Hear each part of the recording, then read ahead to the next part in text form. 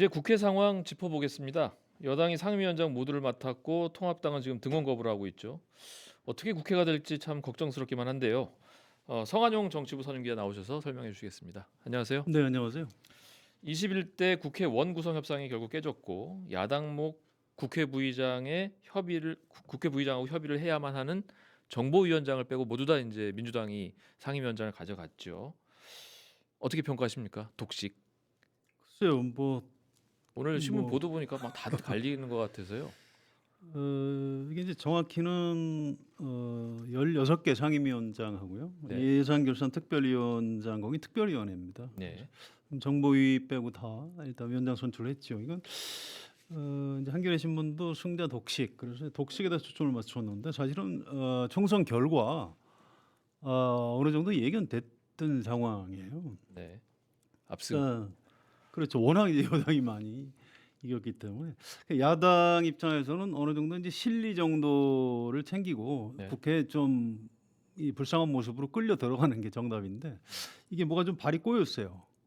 그래서 이게 일종의 사고가 난 겁니다. 이게 장제원 의원이 이제 큰일 났다. 이거 빈손으로 국회에 들어갈 수밖에 없다 이런 표현했는데 그 말이 사실 맞습니다. 이게 무슨 야당의 원구성 협상 전략 실패에 의한 어떤 그 사고라고 보시는 게 더 본질에 아마 가까울 겁니다. 이게 야당이 뭐 전략도 없고 기획도 없고 리더십도 무너진 상태에서 본인들도 지금 좀 그 굉장히 당황하고 있어요. 오늘 내일 이틀 동안 의원총회를 한다고 1박 2일로 하겠다고 했는데 나와서 한 얘기 또 하고 뭐 별로 할 얘기도 없고 의원들끼리 지금 서로 짜증을 내고 있는 그런 좀 이상한 상황입니다. 그렇군요.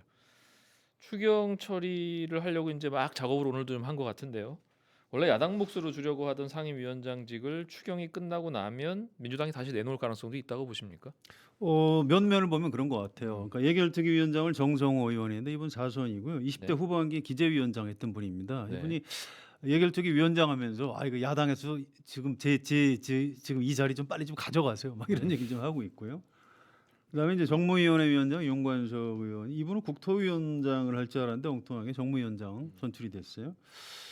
그다음에 그 진선미 네. 전 장관이죠. 여성부 장관했던 분. 그러니까 장관했던 사람을 상임위원장을 시키지는 않는데 그렇죠. 이분은 이제 국토위원장. 음. 국토위원회하고 별로 관계 없는 의원 그러니까요. 활동을 했던 분이에요.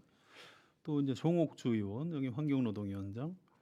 또 도종환 전직 문화부 장관이 문화체육위원장을 맡았어요. 이것도 이제 자기가 장관을 그러니까요. 했던 그 상임위원회 위원장. 좀 뭔가 이상하죠. 반대쪽으로 가 있는 거죠, 완전히. 그다음에 이계호 전 농림부 장관도 이제 농림축산위원회 위원장을 했습니다. 근데 이게 흥미로운 게 이게 당사자들도 잘 몰랐다고 그래요. 내가 무슨 위원장이 될지. 심지어 김태년 원내대표도 잘 몰랐다고 합니다. 그 밑에 그래요? 김영진 원내 수석부 대표가 좀 알아서 하는 걸로 이렇게 됐고요.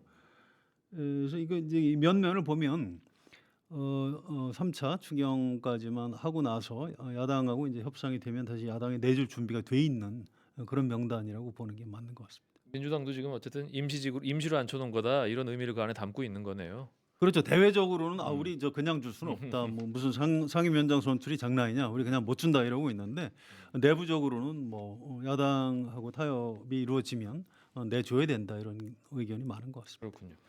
막판에 여야 합의가 이루어질 거다 이런 기대도 사실 있었는데 최종적으로는 결렬이 돼 버렸죠. 결렬된 결정적 이유가 뭐였나요? 아까 처음에 국회의장 말씀드렸듯이 야당의 어떤 등원 전략 실패인 것 전략 같아요. 실패. 네. 예. 이게 이제 그 박병석 국회의장을 잘 보셔야 되는데 이분은 이 타협과 중재의 거의 달인 경지에 아 이른 사람. 그렇습니까? 이분 지역구가 대전이고요. 아. 충청도 정치인데 특징이 있습니다. 이렇게 싸울 때 이렇게 말리는 역할, 뭐 이렇게 조금씩 양보해서 우리 타협하자. 또 진득하게 이제 기다리는 정치인 이제 이런 사람이죠. 여러 가지 아이디어를 많이 냈어요. 이를테면 뭐 전반기 후반기에 한 번씩 번갈아가면서 맞자. 이 아이디어를 원래 박병석 의장이 냈고요. 민주당이 그럴 수는 없다. 그러면 후반기는 대선에서 이긴 쪽에서 갖도록 하자 이렇게 수정 제안을 했고 결국 그걸 미래통합당이 이제 걷어차면서 협상이 깨진 거죠. 네. 좀 이제 안타깝게 됐어요. 거의 그 합의문을 쓰려고 그 뭐 문안 작성 작업까지 거의 갔었다고 합니다. 그런데 아쉽네요. 통합당에서 우리 한 번만 더 생각해 보겠다 하고 갔는데 누구하고 얘기했는지를 모르겠는데 아무튼 다시 와서 도저히 안 되겠다라고 이제 판을 깨버렸다는 겁니다. 근데 주호영 통합당 원내대표는 정작 협상판이 깨지고 나서는 민주화 세력으로 불리는 이들이 민주주의를 질식시키고 있다. 이렇게 아주 강력하게 비판을 했는데 정치적 의도가 있다고 보십니까? 그건 이제 미래통합당 지지자들을 향한 이제 정치적 발언이고요. 뭐 실제는 그렇지 않습니다. 일단 양당 원내대표는 기본적으로 협상 타협을 할 수밖에 없는 그렇죠. 사람들이에요. 그래서 김태년 민주당 원내대표도 그렇고 주호영 원내대표도 그렇고 상당히 양보를 해서 거의 합의까지 이제 이르렀던 상황인데 이제 안타깝게 깨졌죠.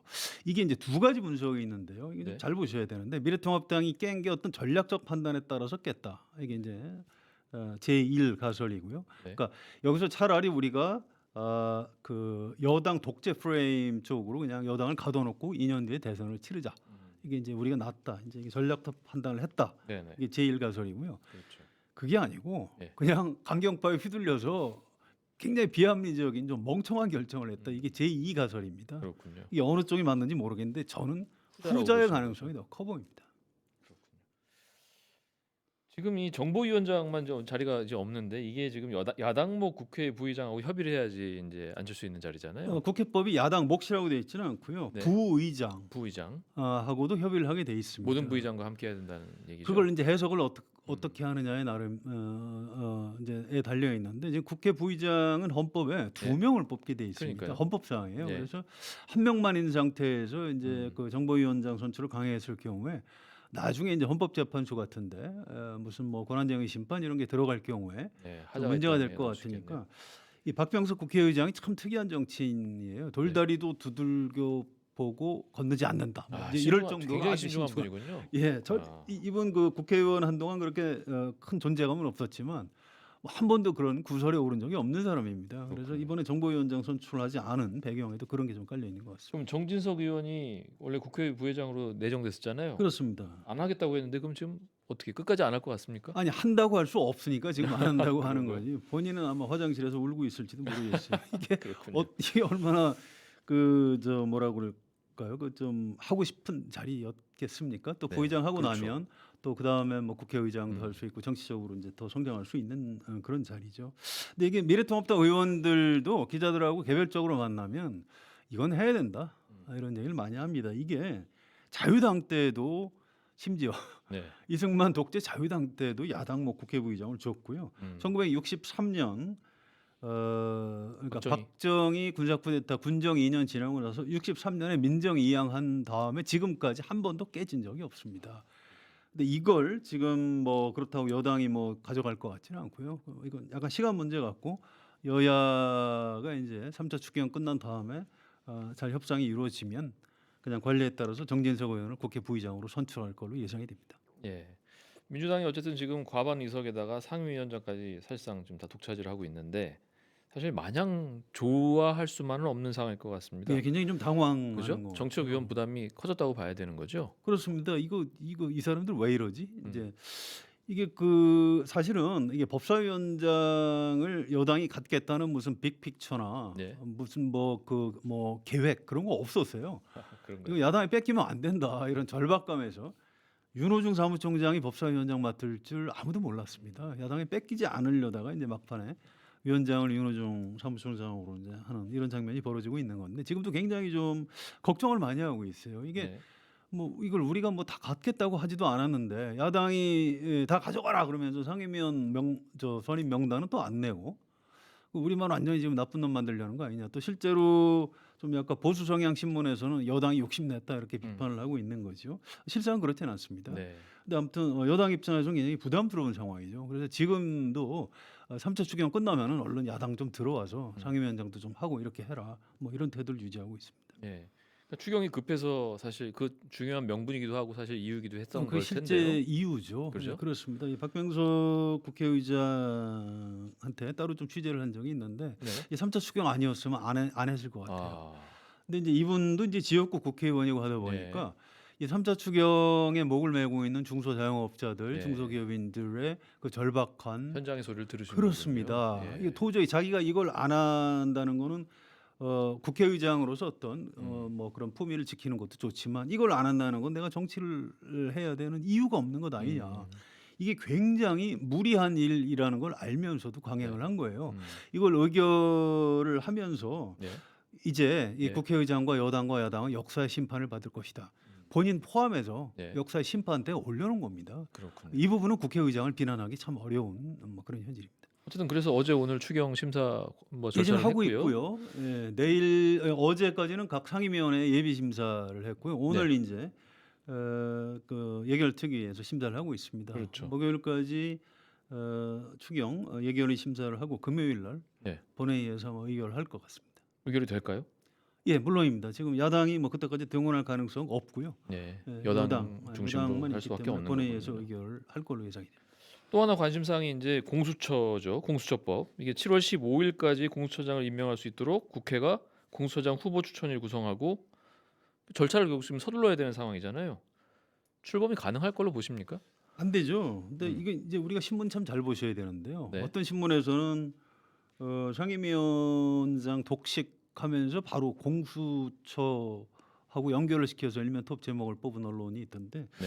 그게 그렇지가 않습니다. 이게 어차피 이 공수처를 7월 15일 날 출범시키게 돼 있어요. 법적으로 그렇게 돼 있는 겁니다. 네. 그래서 문재인 대통령도 아니 국회에서 추천을 해달라 이렇게 공문을 보낸 어떤 절차적인 이유로 공문을 보낸 거지 네. 이걸 강행하는 게 아니에요. 아니, 대한민국 대통령이 법을 지켜야 되는 거죠. 그렇죠. 법에 정해져 있는 대로 지금 대통령을 한 거라는 뜻이죠. 그렇죠. 그다음 여당도 마찬가지예요. 음. 그런데 현실적으로 이게 안 됩니다. 음. 왜냐하면 이 공수처에 국회 상임위원회에 소관을 시켜야 돼요. 네. 그러니까 법사위로 당연히 가겠죠. 법사위의 소관 네. 상임위를 정해야 되고요. 국회법 개정해야 되는 겁니다. 네. 또 한 가지 국회 인사청문회법도 고쳐야 돼요. 왜냐하면 음. 공수처장을 인사청문회를 하게 돼 있는데 공수처법엔 그렇게 돼 있는데 인사청문회법도 고쳐야 되는 겁니다. 거기에 공수처가 안 들어가 있는 거죠. 예, 그걸 고쳐야 청문회를 할 수 있어요. 또 이게 실제로 그런 절차를 막 서둘러서 거친다고 해도 공수처장 후보 추천위원회가 이제 7명인데요. 그 중에서 6명이 찬성을 해야 의결을 할 수 있는데 야당에서 2명을 추천하게 돼 있습니다. 그렇군요. 야당에서 추천 못하겠다 하면은 공수처 출범 못하게 돼 있는 거죠. 물론 이제 그래서 여당에서는 그러시다면 우리가 법을 개정해서라도 반드시 공수처를 출범시키겠다 이제 이런 얘기를 하고 있는데요. 7월 3일까지 6월 임시국회가 끝나고요. 곧장 이어서 아마 7월 민생 임시국회가 네. 시작이 될 겁니다. 그런데 상임위원회는 돌려도 여야의 입장이 다른 쟁점 법안은 당분간은 본회의에서 의결을 하지 않겠다는 게 민주당의 방침입니다. 아, 그래서 그렇군요. 공수처를 그렇게 서둘러서 본회의에서 의결을 할 것 같지는 않고요. 일단 야당하고의 협상, 뭐 대화 이런 걸 시도할 걸로 예상이 됩니다. 예. 어쨌든 지금 통합당은 등원 거부를 선언한 상태고요. 성한용 선 기자 말씀하시기로는 아까 당내 강경파 얘기를 아까 하셨습니다. 당 내부의 강경 분위기가 어느 정도로 지금 강하길래 이런 상황인 건지, 그리고 앞으로 전국이 여기에 따라서 어떻게 바뀔 것인지, 어떻게 전개될 것인지. 그 본인들도 전망 좀 결정해놓고 본인들도 좀 당황하고 있어요. 야 우리가 왜 이렇게 좀 멍청한 결정을 했지 이런 얘기들 하고 있고요. 초재선 의원들은 아니 3선 이상 중진들이 좀 방향을 잘 잡아줬어야지 이게 뭐냐 이제 이런 얘기를 하는 사람들도 있고요. 또 이제 일부에서는 김종인 위원장이 이건 주호영 원내대표한테 재량을 많이 줬어야 되는데 좀 개입한 것 아니냐 이제 이런 의심을 민주당이 아니고 통합당 내부에서 내부에서요? 그런 의심을 하는 시각들이 있습니다. 그래서 여당이 좀 약간 냉각기가 일단 필요하고요. 그다음에 네. 여당이 좀 명분을 줘야 될 것 같아요. 뭐 유감 표명을 한다든가 네. 뭐 3차 추경이 워낙 다급해서 했는데 음. 우리 그럴 생각 없다. 야당 얼른 들어와서 좀 같이 하자. 이제 이렇게 명분을 주면은 뭐 야당이 머지않아 뭐 들어오지 않을까 이렇게 예상이 됩니다. 야당 온건파에다가 힘을 좀 실어줘야 된다 이런 말씀이실 수 있겠네요. 그렇습니다. 명분을 줘야 홍건파가 야 우리 무조건 들어가자 이런 얘기를 할 수 있겠죠. 그렇게 해야 이 상황이 좀 풀릴 수 있겠네요. 예, 이게 야당 안에서 이제 이런 얘기를 많이 합니다. 저도 이제 얼마 전에 그 야당 의원들 공부 모임에 가서 잠깐 얘기를 하고 온 경험이 있어요. 그런데 네. 이 국회의원이 가장 강력하게 싸울 수 있는 마당이 네. 국회입니다. 그렇죠. 예. 옛날에 이제 김영삼, 김대중 이런 사람들 국회에서 하도 그 박정희 독재 정권 비판을 하니까 내쫓았어요. 그렇죠. 국회 들어와서 끌어냈죠. 예, 뭐 의원직 제명도 했고요. 또 김대중 전 대통령 같은 경우에는 아예 그냥 제야 인사로 만들어 버렸고요. 뭐 그런 겁니다. 그래서 야당에서 지금 민주당의 독주를 막으려면 얼른 국회에 무조건 들어오는 게 맞는 겁니다. 지금 뭐 이런 거 저런 거 따질 때가 아니에요. 여당하고 자꾸 싸우는 이런 식으로 하면 여당 페이스에 말리는 겁니다. 지금 작년 내내 황교안 그렇죠. 대표 황교안 시절에 대표 그렇죠. 광화문 집회 하다가 총선 심판 당한 거 아닙니까? 거기서 교훈을 얻어야죠. 그래서 사실은 지금 여기서 이제 여당이 조그만 명분이라도 주면 얼른 국회에 들어와서 열심히 좀 싸워주는 것이 야당 본인을 위해 야당 정당을 위해서도 좋고요. 또 일반 국민들 입장에서도 지금 코로나 때문에 모든 게 무너지고 있는데 야당이 이렇게 국회를 외면하고 있으면 되겠습니까? 네. 무조건 좀 등원을 해야 됩니다. 예, 말씀 잘 들었습니다. 성한용 선임 기자였습니다.